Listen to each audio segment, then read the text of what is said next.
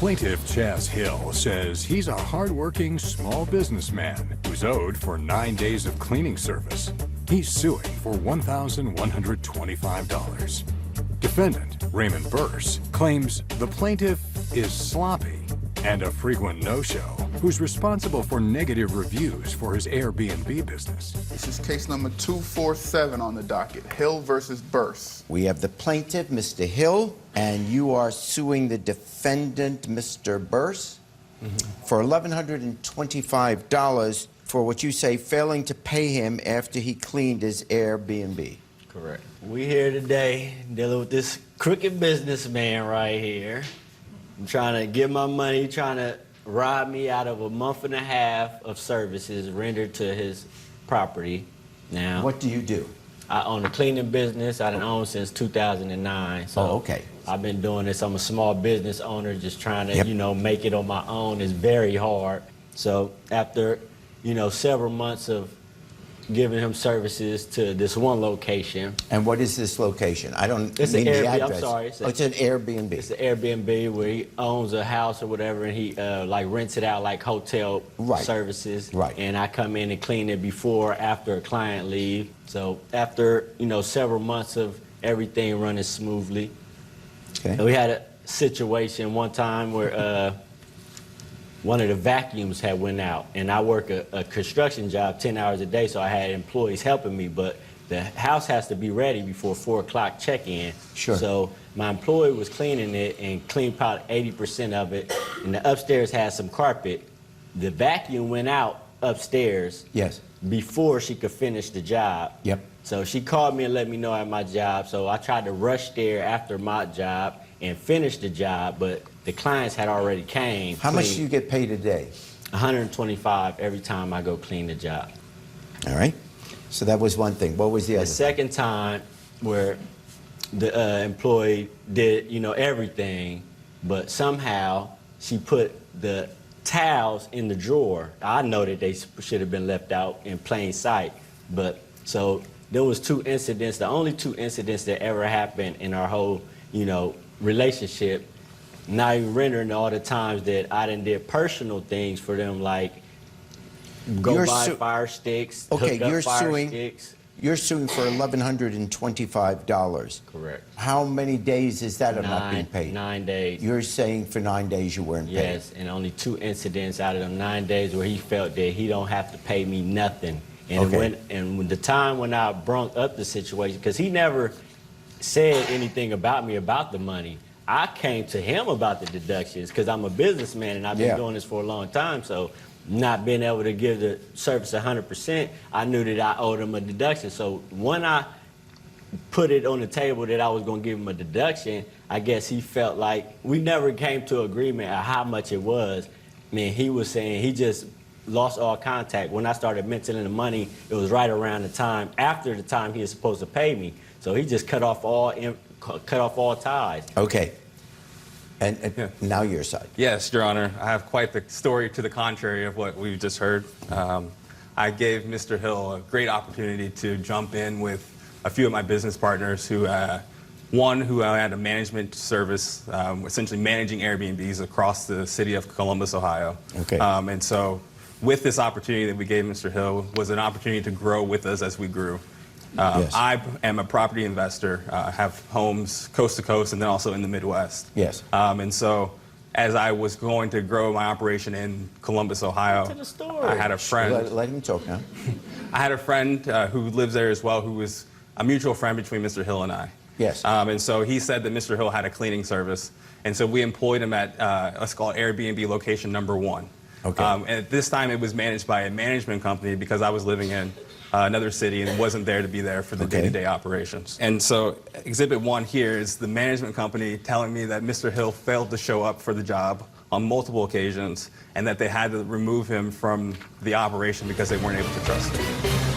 Is it the Airbnb that we're talking about? Yes, this is another Airbnb, so I have 3 there in the city of Columbus. That I still was cleaning at. But this is not the... This is setting up the story, sir. Your Honor. This is just the background, but it hasn't to do with you withholding to pay for... No, right. So now I have another Airbnb number 2 that need cleaning services as well. Because of the friendship that I had between our mutual friend, I felt as though we should give Mr. Hill another opportunity to prove himself, to prove his company. As the operation started, the complaints started rolling in right away, more than 2. And so, Your Honor, I have a couple of different opportunities to show you here where guests are complaining. One, of course, about the towels. And this is for the Airbnb at question. Okay. Second, there's another message from another guest saying that there are dirty dishes when they when they arrived. And again, it's another complaint from a guest. And so that's complaint number 2. Here's number 3, saying, I wanted to make you aware that the carpet upstairs was not vacuumed at all, and in fact found a piece of glass. The downstairs seems to be clean, but just in general, the upstairs feels unclean. And Was Your Honor, that the incident he was talking about where the vacuum didn't work upstairs? to be honest, Your Honor, I'm not sure if that was the incident, but it's just it's a reoccurrence of the same problem, things not up to par with the guests. And to mention, when this happens with the guests, they pay me a $190 cleaning fee when they essentially rent their apartment from me. When these things are happening, I have to refund that money to the guests. Then on top of it, I give a discount on top of that of probably another night's rent as it totals up to. Sometimes these guests are paying in excess of $300 a night. So this is costing me lots of money, more than the $1,000+ that Mr. Hill is here about. In addition to this, Airbnb works on crowdsourced information. So as guests leave bad reviews, Airbnb gives you an unfavorable rating on the website, which then means you're falling lower in the search results when someone's searching, thus minimizing your ability to book your nights out and to command a higher rate. So it's compounded beyond just the money that I'm losing by giving money back to the guests. It's a longer tail effect to me as a business owner when this is happening. And so there's 3. Here's complaint number 4. Walking into an unclean unit and not being able to set up for your weekend because cleaning people need to come back started off on a bad note. So that's complaint number 4. These are different clients. Different guests, yeah, different clients. Guests. Can you ask him the dates? I just have November 2018. But it wasn't clean because I didn't get payment. I let him know it wasn't going to get cleaned if I didn't receive No, payment. this was an opportunity where It was supposed to be paid the first. you just mentioned that you were charging me for cleans that Show you did. one date that you gave anybody back some money. And this last one here is a review, which highlights, let's see, where there was no cleaning and mop buckets left out. And this is, mind you, Your Honor, this is an opportunity where I'm first coming in as an Airbnb host, managing it myself. This is the time where it's critical because Airbnb allows you to become what they call a super host, which essentially is a boost to your searchability for guests. And so there's like a heightened period of time, let's say within the first 45 days that you've opened up your shop or opened up your business, to then prove to Airbnb that you're a trustworthy host within their platform. And so as these things are happening, it essentially rendered that null and void for me. To stop negotiation and just feel like you ain't got to pay me nothing out of all them days, that's criminal. I understand you got complaints about him and Right. you're unhappy with his work, and of course it's your business and you can and you've decided you're not using him anymore, I suspect. Should have. Okay. So the only question then left before me is the amount of money that he says he's owed. How much of that is legitimately withheld, or how much of it should he have been paid? Now, what I have are 3 different clients that were unhappy, and I know you get paid $125 a day. So rather than withhold, so I'm not even dealing with the question of whether or not you gave a refund back, because I would argue, which is on your side, I would argue that that's your decision as a businessman. The only issue I'm dealing with is what should he be paid for the work he did.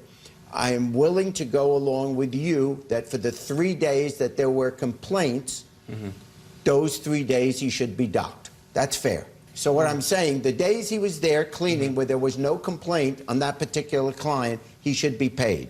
So when he sues for $11.25, because he wants you to pay him for that, I'm willing to dock him or have you dock him for the 3 days, which is $375 from $11.25 comes to what, $750? $750. I find for the plaintiff in the sum of $750.